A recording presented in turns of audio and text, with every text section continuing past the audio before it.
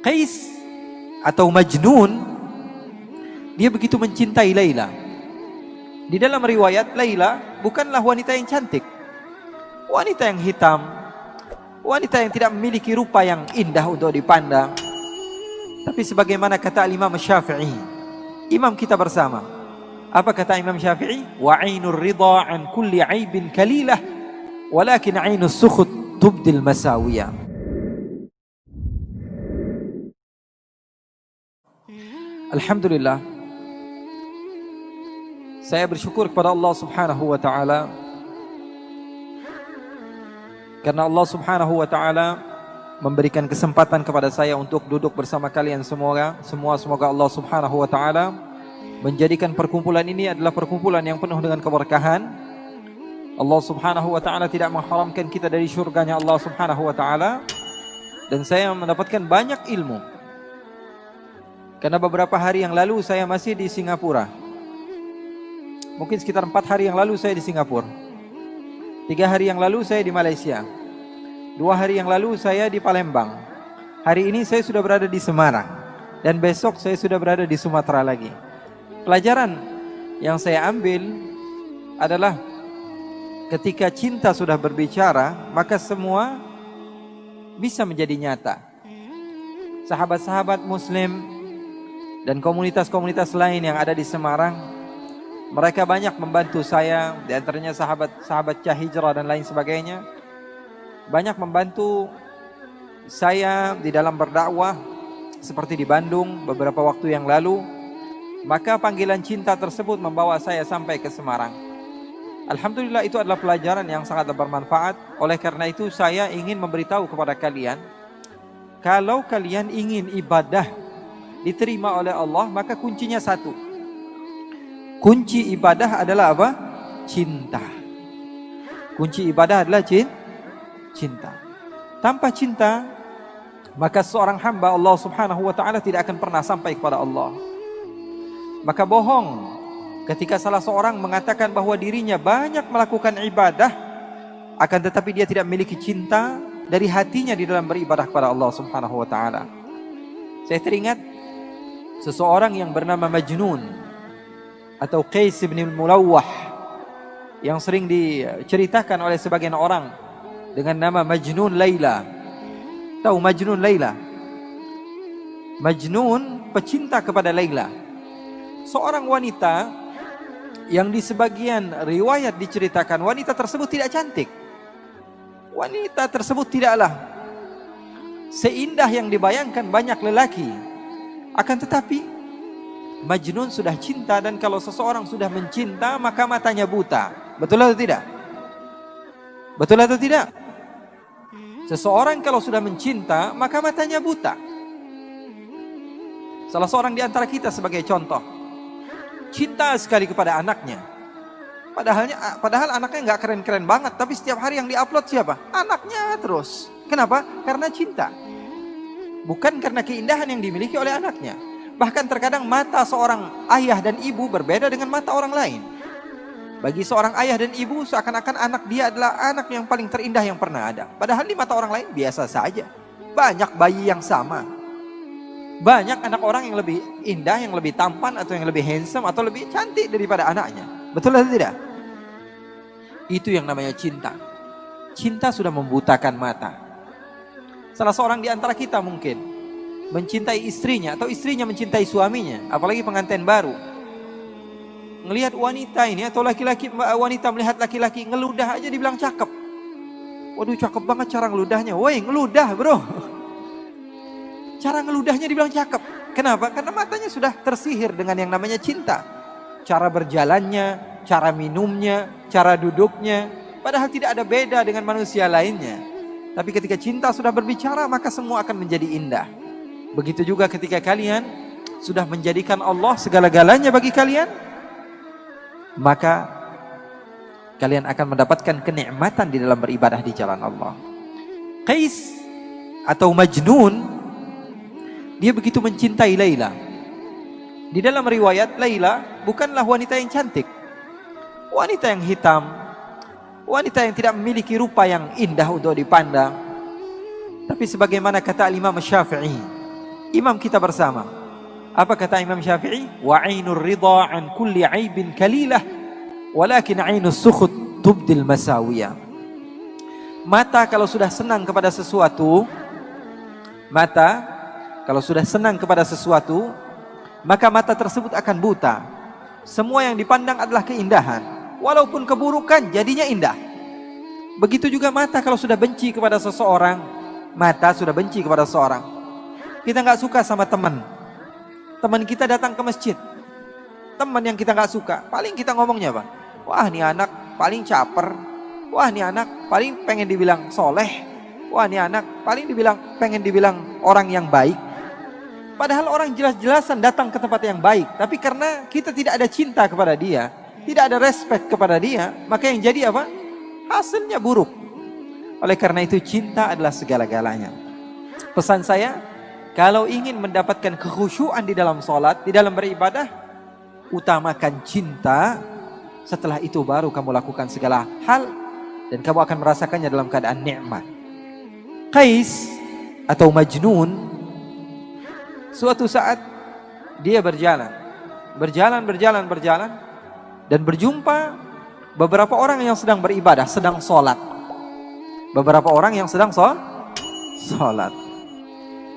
Lalu Qais ataupun Majnun ini menghampiri orang yang sedang sholat tersebut dan duduk di hadapan orang yang sedang sholat. Bayangkan, kalau kamu sedang sholat, tiba-tiba ada orang duduk di depan kamu, kira-kira khusyuk nggak sholatnya? Sedang takbir, Allahu Akbar, tiba-tiba ada orang duduk di depan. Kita baca Fatihah sambil fokus, nggak bisa. Maka orang-orang yang sedang sholat tersebut mempercepat sholatnya karena tidak khusyuk. Ada orang yang mengganggu. Selepas mereka sholat, mereka mendekati Majnun. Hei Majnun, hai orang gila, kenapa kamu mengganggu ibadah kami? Kenapa kamu mengganggu sholat kami? Kenapa kamu mengganggu hubungan antara kami dengan Allah? Apa kata Majnun? Apakah kalian benar-benar sedang sholat? Apakah kalian apakah kalian serius sedang bercinta dengan Allah? Apakah kalian sedang bermunajat dengan Allah? Sepertinya kalian dusta. Kenapa kamu bisa bilang dusta? Karena saya, kalau masuk kampung Laila, saya tidak toleh kanan, tidak toleh kiri. Saya tidak melihat apa yang ada di belakang saya. Fokus pikiran saya hanya Laila. Kalau saya sudah masuk ke kampung Laila, mau ada orang ribut di sebelah saya, mau ada mobil tabrakan di sebelah saya, mau ada segala hal apapun yang terjadi, pikiran saya hanya Laila. Karena yang saya tuju adalah Laila. Maka orang-orang tersebut kebingungan dengan jawaban Majnun yang begitu luar biasa. Orang gila bisa mengajarkan arti cinta kepada Allah. Apa dia katakan? Saya kalau masuk kampung Laila, saya tidak tengok kanan, tidak tengok kiri. Yang ada di pikiran saya hanyalah Laila. Tapi kalian mengatakan cinta kepada Allah, beribadah kepada Allah, tapi ketika saya datang, kalian tidak fokus kepada Allah. Di dalam pikiran kalian, ini kenapa ada orang gila duduk di depan kami? Di dalam pikiran kalian, ini kenapa ada orang gila datang ke tempat kami? Kalian tidak benar-benar cinta kepada Allah. Oleh karena itu, kita belajar cinta kepada orang gila. Belajar cinta sama orang ini Majnun luar biasa cintanya. Suatu saat Majnun sedang duduk bersama anjing. Duduk sama anjing. Dimuliakan anjing tersebut. Diberikan parfum sama dia. Dipakaikan pakaian.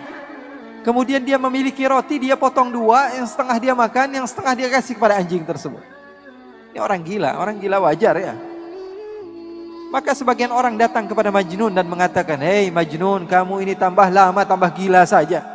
Kenapa anjing kamu berikan setengah daripada harta kamu? Apa kata Majnun?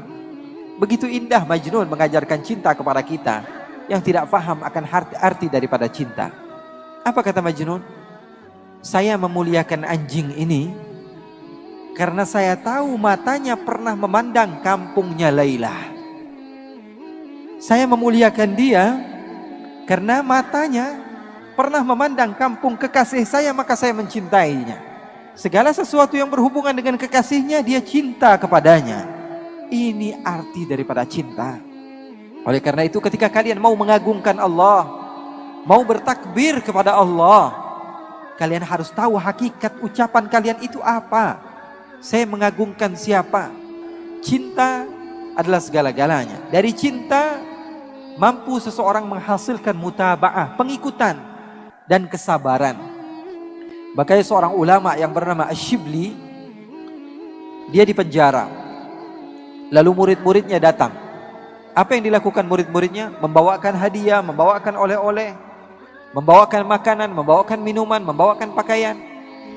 Setelah sampai di lapas, di tempat di mana Al-Imam Ash-Shibli ketika itu ditahan, Al-Imam Ash-Shibli melihat ada batu di sampingnya, dia ambil, dia lempari murid-muridnya. Kemudian setelah dilempari semuanya pergi. Lalu beliau mengatakan, "Lau kuntum ahibbai law sabartum ala balai." Kalian pendusta ketika kalian mengatakan cinta kepadaku. Kalau kalian cinta pasti kalian sabar akan apa yang telah aku lempar kepada kalian. Jadi yang namanya cinta perlu kepada bukti. Dan dengan adanya cinta, maka kamu bisa mengagungkan Allah subhanahu wa ta'ala. Jadi para ulama, mereka berdakwah, mereka mengajarkan kepada umat untuk mengagungkan Allah dengan cinta. Makanya mereka bersatu bersama-sama. Tidak memandang yang satu daripada organisasi ini, daripada organisasi enggak. Semuanya satu, cinta kepada Allah subhanahu wa ta'ala. Oleh karena itu, saya berharap 2 hari kalian berkumpul di tempat ini. Atau sebagian sahabat ada yang baru datang, pulang daripada acara ini membawa ilmu. Membawa ilmu, setidaknya satu ilmu, satu poin yang paling penting kalian bawa ke rumah. Menjadikan perubahan bagi diri kalian. Untuk apa kita mengadakan acara-acara seperti ini kalau kalian tidak mendapatkan manfaat? Oleh karena itu setidaknya ada satu hasil, satu poin yang kalian bawa ke rumah kalian. Dari para guru-guru mulia yang sudah berbicara. Itu kalau ngundang satu saja susahnya luar biasa. Ini dikumpulkan semuanya di Semarang. Kerugian bagi kita kalau kita tidak mengambil ilmunya. Kalau kita cuma asyik-asyikkan saja, kumpul sana, kumpul sini. Tidak. Kita ambil ilmu mereka. Wah, saya dapat poin penting dari ustadz ini. Wah, saya dapat poin penting dari Habib ini. Saya akan bawa pulang ke rumah saya. Merubah keadaan saya, keadaan keluarga saya.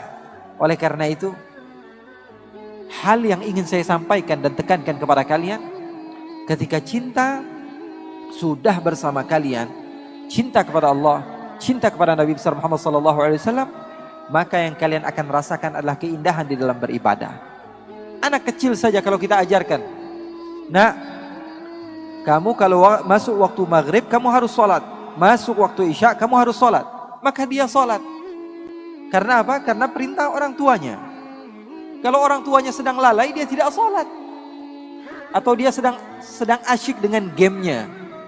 Misalnya dia sedang asyik dengan gamenya. Dia bilang, bapak, nah sholat nak. Iya mah, dia kunci pintunya, pura-pura wudhu, dia pura-pura sholat.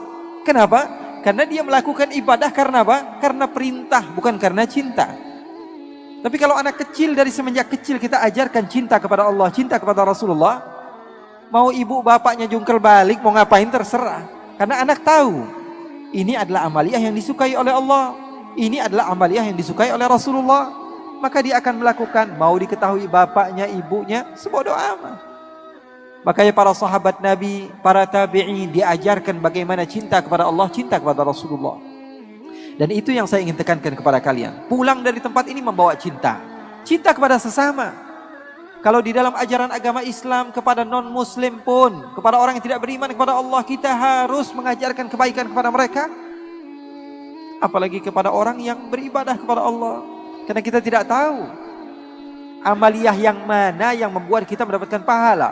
Saya pernah loh di Kalimantan Timur, ada beberapa orang datang kepada saya. Bilang, Habib, saya buat kajian di Kalimantan Timur, di Balikpapan. Datang salah seorang di antara mereka mengatakan kepada saya, Habib, saya sudah sekitar 2 atau 3 tahun masuk Islam. 2 atau 3 tahun masuk Islam. Saya tanya, Alhamdulillah, kamu sudah menjadi mu'allaf dan kebahagiaan bagi saya. Apa penyebab kamu masuk Islam? Apa jawabannya? Saya pernah melihat Instastory Habib di Instagram. Itu yang membuat hati saya berubah. ingin mengenal kepada Allah, saya bilang, saya saja lupa apa yang saya dakwahkan. Saya lupa apa yang saya tulis. Tapi bisa merubah seseorang. Karena kita tidak pernah tahu amalia apa yang kita apa yang kita buat sehingga merubah kehidupan orang. Pernah di Pangkal Pinang di daerah Sumatera, saya diundang di salah satu majelis. Keluar dari majelis tersebut, sebelum saya pulang, saya diajak ke tempat oleh-oleh.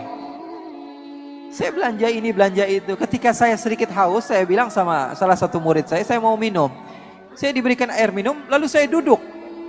Saya minum sebagaimana sunnah baginda Nabi besar Muhammad sallallahu alaihi wasallam. Lalu sesuatu aneh yang terjadi. Salah satu orang yang bekerja di tempat tersebut, di kedai tersebut mendekati saya. Dia keturunan Cina. Dia bilang, kamu kok asik banget Pak. Kalau minum kamu duduk, kalau berbicara kamu tersenyum, kalau nawar seadanya, kalau begini, dia puji-puji. Terus saya bilang, kamu orang mana? Saya orang asli sini, keturunan Tionghoa begini-begini. Oh, kalau saya orang Islam, ngomong biasa saja. Tiba-tiba sebelum saya pulang, saya sudah berada di mobil. Saya berhenti, saya panggil lagi dia. Sepertinya kamu tertarik dengan agama Islam. Dia katakan, iya Pak. Ya sudah, kamu syahadat sekarang, kamu mau? Iya, saya mau. Kemudian dia syahadat. Dia bersyahadat. Dan dia mengesahkan Allah dan beriman kepada Rasulullah SAW. Kepada sesuatu yang saya lakukan, yang mungkin saya tidak sengaja melakukannya. Atau sesuatu yang biasa, kita anggap biasa. Update. Ya, walaupun sebagian di antara kita followersnya cuma 3 ya. Tapi update saja. Siapa tahu dengan dakwah kamu tersebut seseorang memiliki perubahan. Hidupnya berubah, yang tadinya mereka seharusnya menjadi ahli neraka menjadi ahli syurga. Sebarkan cinta kemana-mana.